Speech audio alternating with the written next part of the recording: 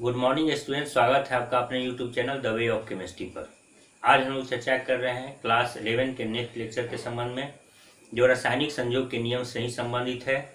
यह रासायनिक संयोग का दूसरा नियम है, जिसे हम लोग कहते हैं स्थिर अनुपात का नियम।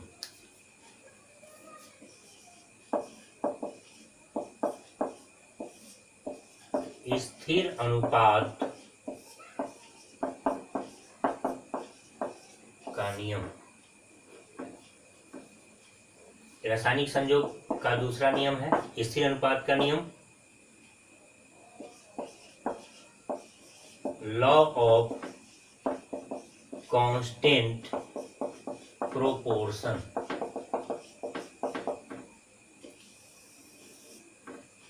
यह जो स्थिर अनुपात का नियम है, यह प्राउस्ट नामक वैज्ञानिक की देन है। यह नियम 1799 ईस्वी में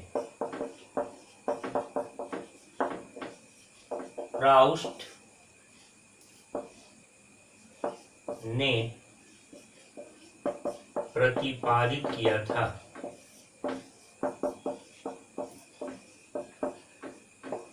इसके अनुसार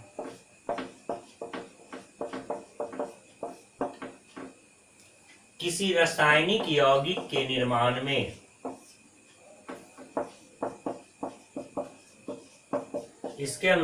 किसी रासायनिक यौगिक के निर्माण में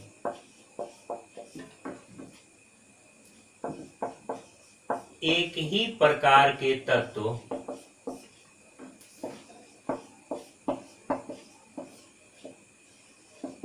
भार की दृष्टि से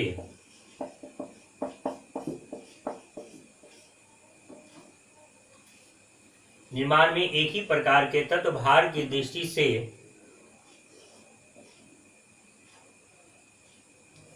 निश्चित अनुपात में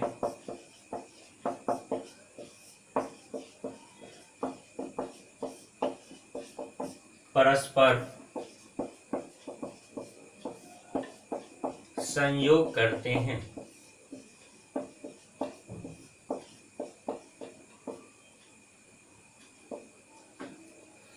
प्राउस्ट ने कहा कि यदि कोई यौगिक निर्मित होता है, कोई रासायनिक यौगिक बनता है, तो इस यौगिक के निर्मित होने के क्रम में कोई जो तत्व है वो भार की दृष्टि से हमेशा एक निश्चित क्रम या निश्चित अनुपात का पालन करता है जब वो परस्पर संयोग करता है, अर्थात रासायनिक यौगिक का निर्माण करता है।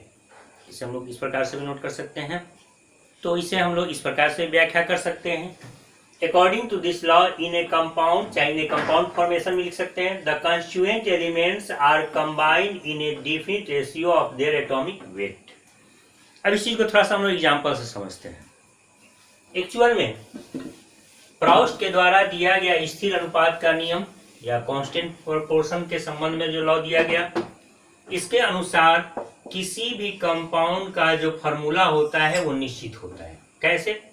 यदि हम लोग बात करते हैं जल यानी वाटर की, इस H2O को हम लोग लिखते हैं वाटर के किसी फॉर्मूला के रूप में। तो H2O यानी वाटर को हम लोग प्राप्त करें कुआं से, नदी से, नहर से, तालाब से, वर्षा जल से, या फिर हाइड्रोजन ऑक्सीजन के रिएक्शन से, माने कहीं से हम लोग H2O प्राप्त करते हैं, तो हमेशा इनके जो द्रव्यमान है, इनके जो वेट है, इनका जो रेशियो होगा हमेशा बराबर होगा। एक हाइड्रोजन के लिए 1 तो 2 के लिए 2 और एक ऑक्सीजन का 16, तो ये रेशियो करीब करीब होगा 1:8 का ratio of their atomic wait. दूसरे शब्दों में हम लोग कह सकते हैं कि किसी चीज का जो मोलिकुलर फार्मूला होता है किसी केमिकल सब्सटेंस का, वो हमेशा निश्चित होता है। संक्षेप में नियम यही कहता है। यानी पानी को हम लोग कहीं से प्राप्त करें, हर समय इसका फार्मूला नियत होगा। यह भार के निश्चितता का क्रम ही कहता है कि इनका फार्मूला हमेशा क्या होगा? H2O होगा। इसी तरह से हम लोग बात करें कार्बन डाइऑक्साइड की, कार्बन डाइऑक्साइड को हम लोग डीजल जला के प्राप्त करें, कोयला जला के प्राप्त करें, प्रकाश संश्लेषण से प्राप्त करें, अपने शोषण से प्राप्त करें। इस CO2 में हमेशा एक कार्बन के लिए 12 और एक ऑक्सीजन का 16, तो 16 दूनी 32, यानी रेशियो होगा वेट का 12 रेशियो 12 रेशियो 32, यानी यदि इसके सॉल्व करने के बाद जो मान हम लोग लिखेंगे तो ये 3:8 होगा। ऐसे केसेस में CO2 को कहीं से भी प्राप्त करते हैं, इनके जो कंपोनेंट्स हैं कार्बन और ऑक्सीजन, इनके वेट का हमेशा रेशियो 3:8 ही होगा। संक्षेप में हम लोग कह सकते हैं कि कार्बन डाइऑक्साइड का सूत्र हमेशा CO2 ही होगा।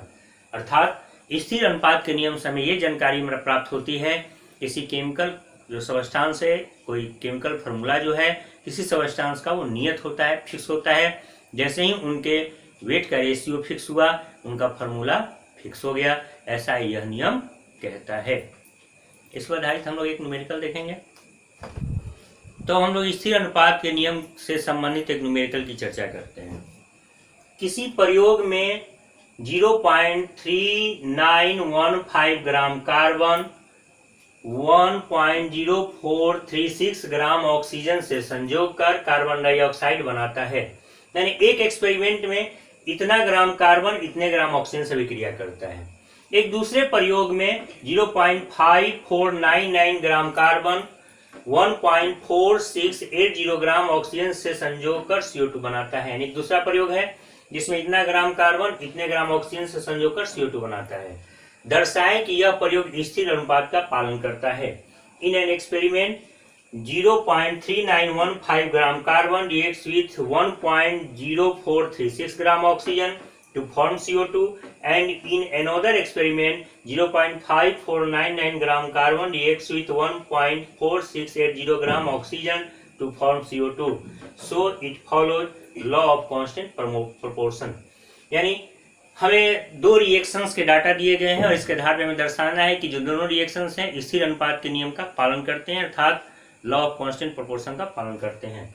इसके लिए सबसे पहले हम लोग दोनों डाटा को नोट करते हैं। फर्स्ट एक्सपेरिमेंट में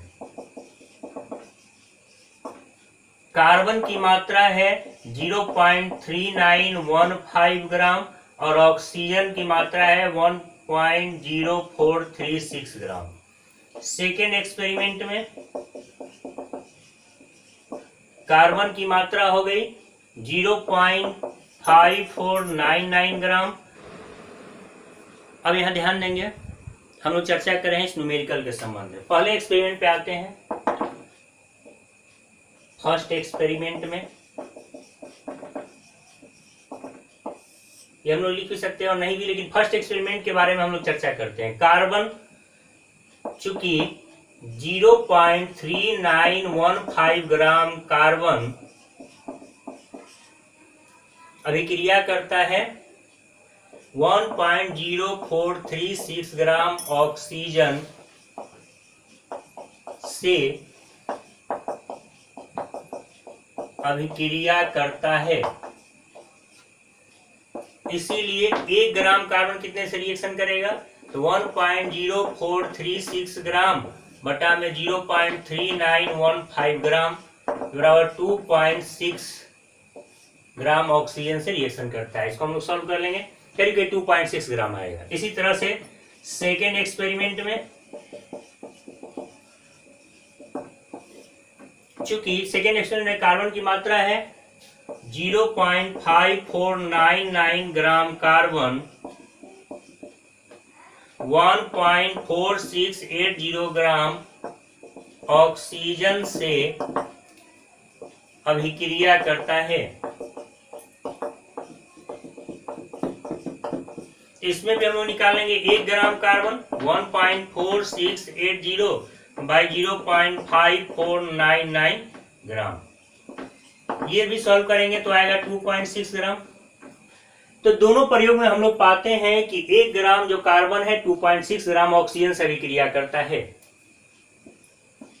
इसीलिए ये दोनों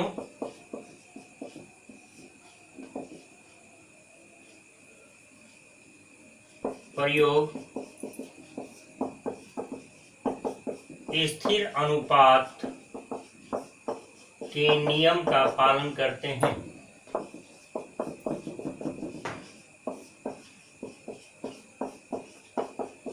ये दोनों ही एक्सपेरिमेंट में 1 ग्राम कार्बन कितने ऑक्सीजन से रिएक्शन कर रहा है, 2.6 से फर्स्ट में भी और सेकेंड में भी और यही कारण है कि ये स्थिर अनुपात के नियम के पालन करते हैं। यदि दोनों मान बराबर नहीं आते तो स्थिर अनुपात के नियम का पालन नहीं होता। यदि वीडियो पसंद आया है तो इसे लाइक करें, इसे ज़्यादा से ज़्यादा शेयर करें और चैनल को आपने अभी तक सब्सक्राइब नहीं किया है तो सब्सक्राइब करें। धन्यवाद।